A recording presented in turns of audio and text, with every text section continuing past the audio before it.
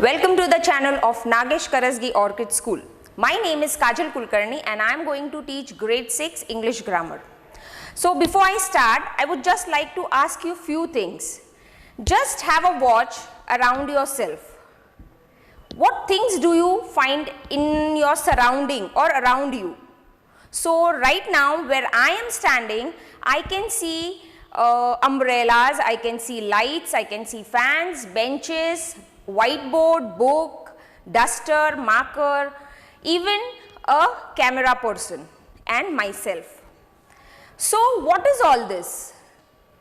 In grammar, we call it as nouns. Okay, so what are nouns?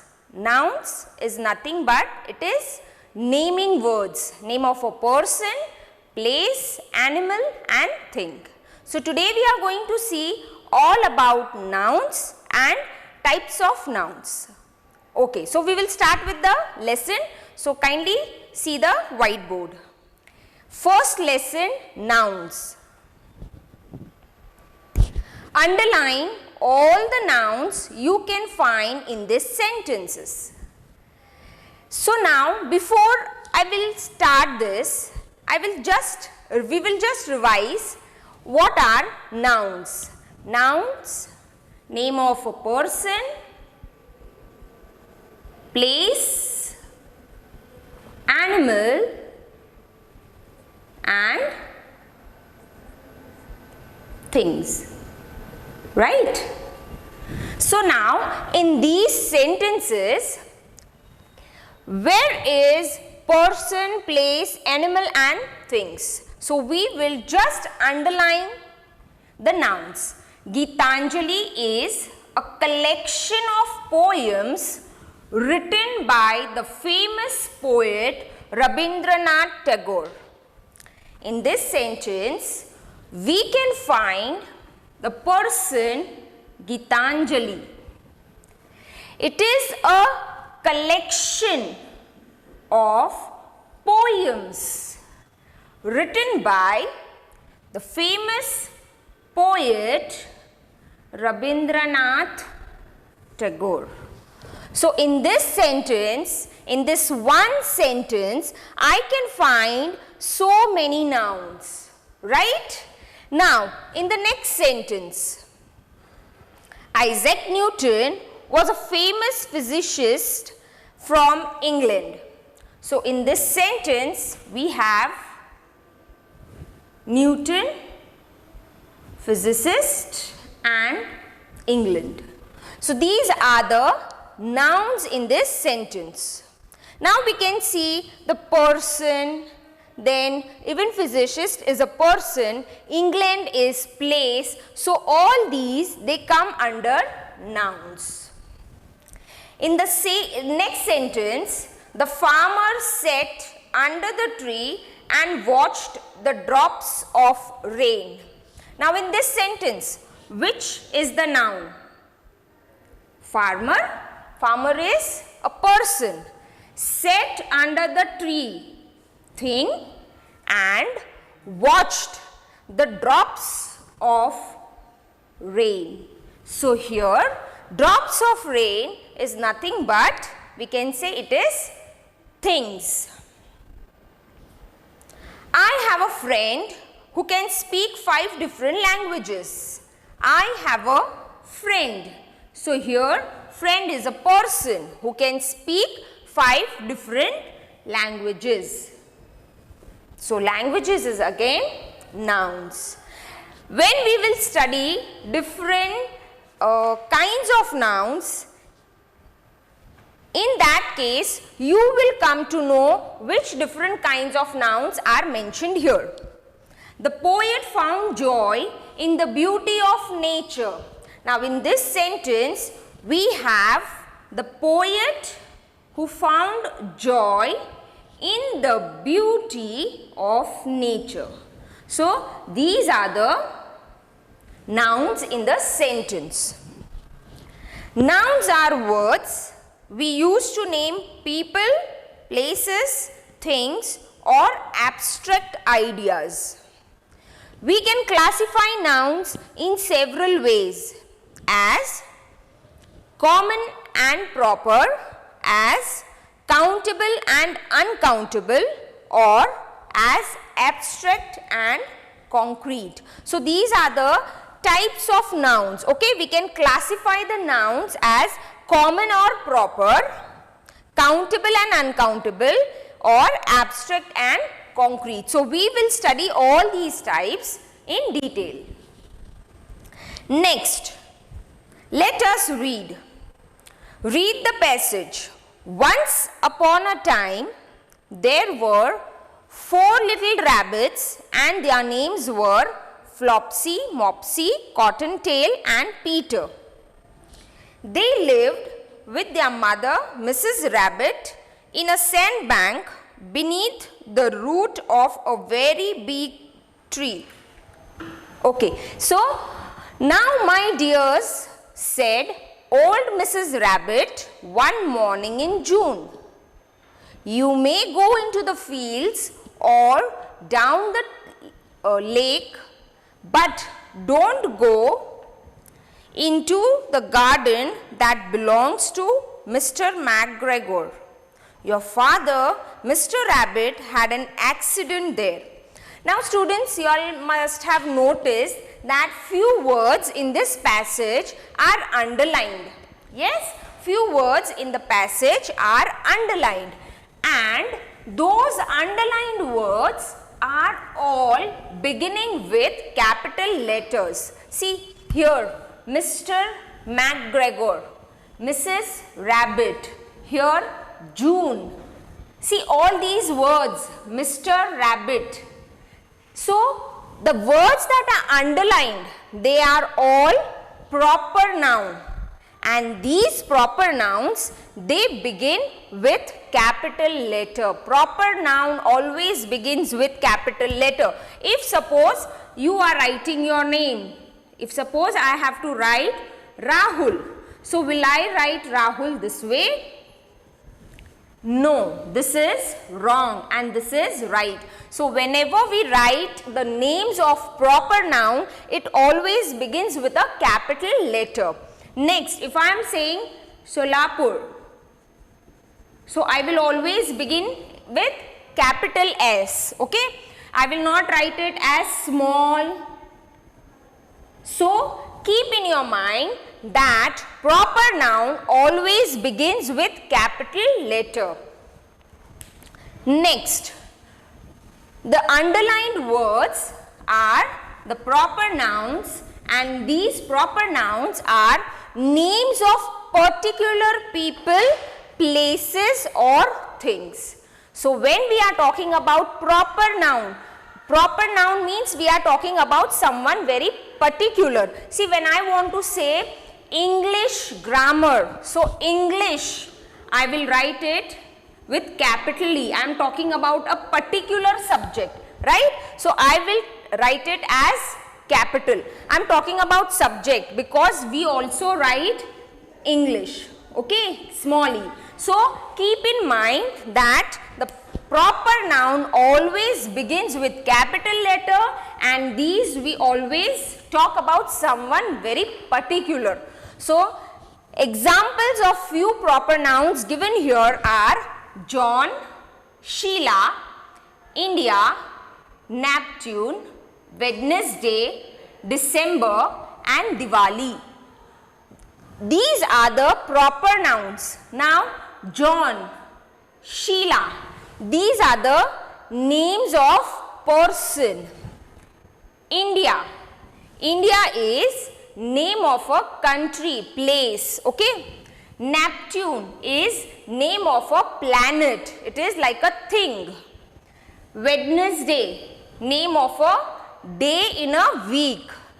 December is one of the month in the year, and Diwali is one of the festival we celebrate. So just remember the festivals, months, days, planets, country. If we talk about sun, moon, we never write it in small letter, we always write it in capital letter because they exist only one. We don't have any 2 suns or 3 suns, we have only one sun, we have only one earth. So we write the particular thing which exists only one, that is proper noun. Okay. So proper noun, we always begin with capital letter and they are particular. Next, the italicized words are common nouns, which are the names used for talking about people, places or things in general. In general means what? Means there are many.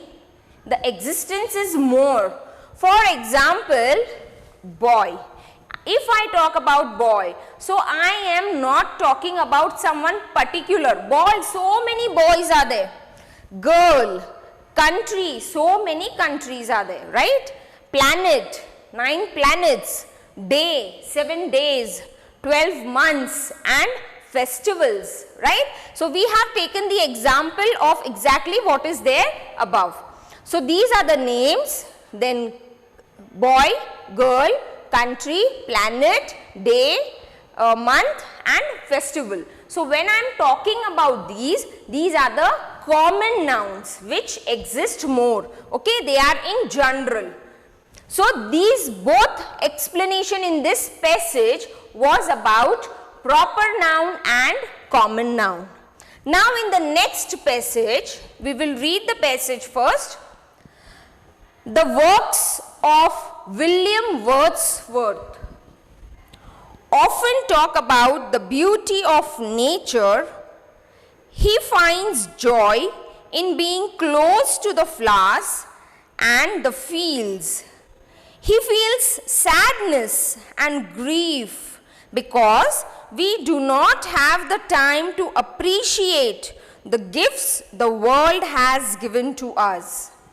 Now, in this passage, we can see few words are underlined and few words are italicized. Now, which are the italicized words in this passage? I will just circle it, okay? Beauty, the underlined words you all can see, work, then flowers, fields, world, gifts, these are the underlined words, and the italicized words are, I am just circling it so it will be easy for you to find in the passage, okay? Sadness, grief, time. So these are the words that are italicized. Now we will see the explanation of these words. The underlined words are concrete nouns. Now what do you mean by concrete nouns? Concrete nouns are the names of things that we can experience using one or more of our 5 senses. Now what do you mean by 5 senses? Senses means where you can see, you can touch, you can feel, you can smell, you can hear or taste. Okay, so touch, smell, see, hear and taste. If you can do any one of these, so that word will be called as concrete noun. Okay, the words that are underlined, now we will find which words are underlined. So the first word here, works. The first word is works. So this word is called as concrete noun. Now why it is called as concrete noun? Work. Work means you can feel, you can see. If see, I am telling that Rahul or Raj is working from 12 hours. So I can see him working, right? So I can see his work, what he is doing. So that word I can see. I am using one of my 5 senses. I am using one of my 5 senses of seeing. I can see his work. So the word work is a concrete noun. Okay, when I use my senses out of my 5 senses, if I am using any one, so that word will be considered as a concrete noun. Okay. Then next, the next word underlined is flowers. Now flowers, you all can see in this passage, flowers. Flowers you all can see, you all can touch, you all can smell, but we can't hear and we can't taste. But we are using our 3 sense organs to see the flower. Yes, to look at the flower, to feel the flower. So the word flowers is concrete noun. Okay. So next, in this sentence, fields. The word fields is underlined in the passage. Now fields, fields means farm we say. Yes. So fields we can see. So that again comes under concrete noun. Next, gifts. Gifts we can touch, we can see. So the word gifts again comes under concrete noun. And world, we can see the world. Yes. So the word world will again come under concrete noun. See students, many examples are there of concrete noun. We will come across them in the next exercises. So let's see about abstract noun. The italicized words are abstract nouns which are the names of feelings, ideas or concepts. Things we cannot experience using any of our 5 senses.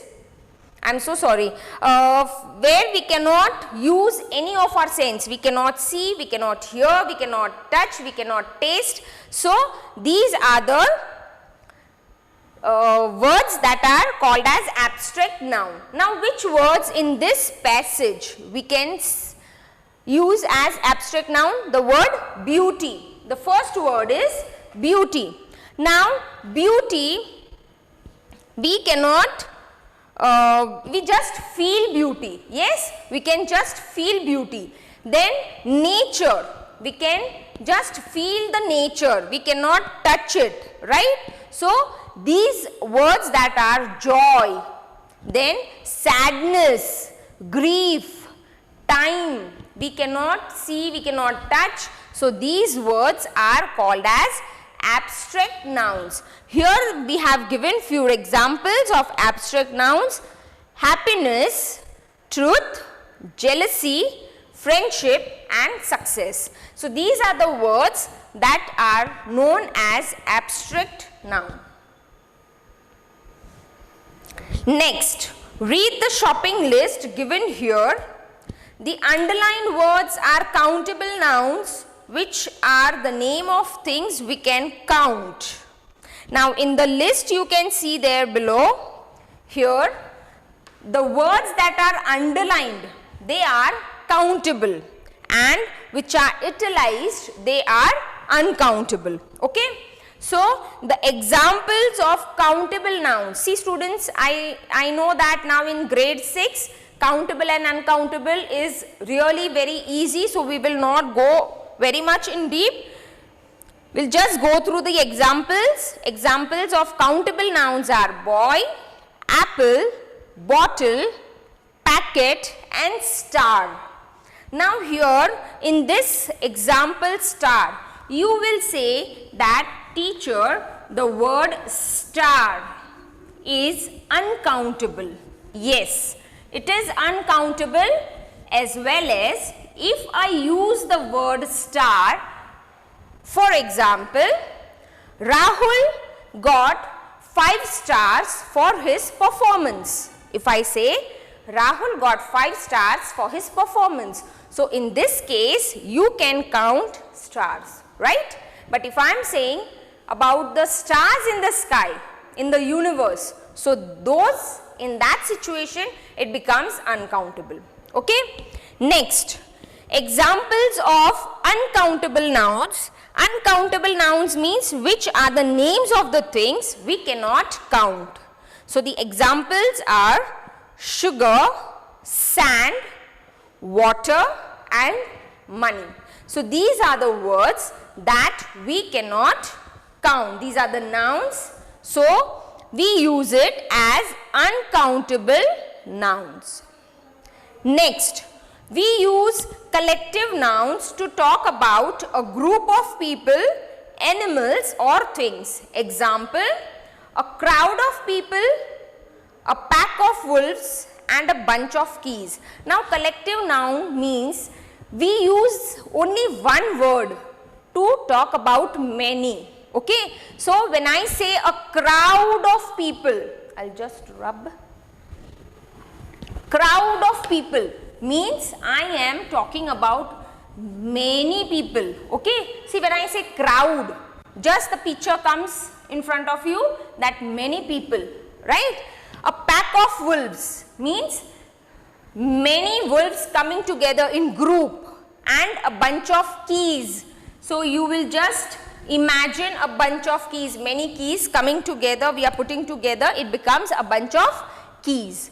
Now next is we use the possessive form of nouns to talk about who owns a particular thing. Possessive nouns are formed by using an apostrophe s. Okay, we use apostrophe to describe the possessive form. Now for example, the boy's toys. I am showing the owner. Who is the owner of the toys? The boy. So the boy's toys. So you can see here apostrophe s. The children's room. Children's room. The room belongs to children. So apostrophe s. I am showing the owner who is having the possession. The children are having the possession of the room. So that becomes the children's room. Now in this case here, students, you all can see something written as s apostrophe. It is not written in this way. Is it written this way? No. The s is given apostrophe, the apostrophe is given after the s. So in this case, the lion's den means the den belongs to many lions. The word lions is a plural form of a noun. See, if I am talking about singular, L-I-O-N, lion, okay, what is the plural form? L-I-O-N-S, lions. So the den belongs to many lions, not one lion. So if I am talking about lions, so it will come, apostrophe will come after s. If the den belongs to one lion, so it will come L-I-O-N apostrophe s. So this shows the possession of the thing. Who is the owner, who possesses the thing. Okay, so this is called as possessive noun. So we have learnt proper noun, common noun, countable noun, uncountable noun, collective noun, possessive noun and concrete noun and abstract noun. So in this lesson we have learned 6 types of nouns, right? Proper, common, concrete, abstract, countable, uncountable, collective and possessive. 8 types of nouns, right? So now these are the exercises. I will just solve 1 or 2 examples from each exercise. Okay, the first one is done for you. Underline the common nouns and circle the proper nouns. I will solve the 4th one. India celebrates Independence Day on the 15th day of August. Now in this sentence, which are the proper noun? India, Independence Day. See, they all are beginning with capital letters, and August. Which is the common noun? In this sentence, common noun is day. Okay, so the first one is already done, second one I have done for you. In exercise B, tick if the underlined word is a concrete or an abstract noun. We just have to take the word that is underlined, that is concrete or abstract. The first one is done. I had been trying for a while. I found success at last. So success is abstract noun, right? You cannot touch it. You cannot feel it. Next one, the one I will solve is sixth one I will solve. Iqbal was rewarded by the president for his courage. Now, which noun is it? Concrete noun or abstract noun? Courage. Can you see? Can you touch? Can you taste? Can you smell? No. So, it will become abstract noun. Okay. So,